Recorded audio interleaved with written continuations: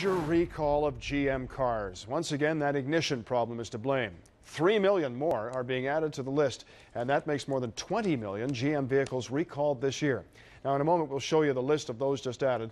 But first, Fox 28 reporter James Jackson tells us how it's been affecting some Central Ohio drivers for years. Damon Williams says he knew it was coming. He first got a call from GM 2 years ago asking him to bring his Chevy in for a service checkup. They wanted to look at his ignition switch. After I heard the recall numbers going up and up and up, I figured I should take my vehicle in and have it looked at. He says GM officials told him there would eventually be an official recall. Then last month, Williams got a letter from GM asking him to bring his car in again, but he ran into problems along the way. They told me that recall was null and void because of parts. So I called the dealership and was advised to give my name and number, and they would call me when the parts came in. Williams is one of millions of drivers the company says could have ignition switches that can be jarred out of the run position.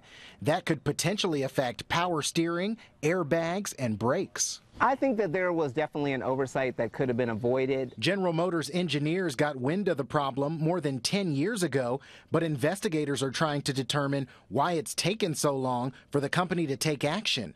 Williams, originally from Michigan, tells me his grandfather worked for GM and father worked for Chevy.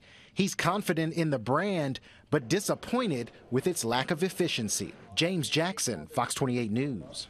Well, here's a full list now of the cars added to the recall. The Buick LaCrosse, yours 05 to 09, the Chevy Impala, 06 to 14, the Cadillac DeVille from the years 2000 to 2005, the Cadillac DTS from 2004 through 11, and the Buick Lucerne, 2006 through 11. Also the Buick Regal LS and GS, 2004 and 5, and the 06 to 08 Chevy Monte Carlo. Did they make any other cars? GM will notify you about what you need to do next.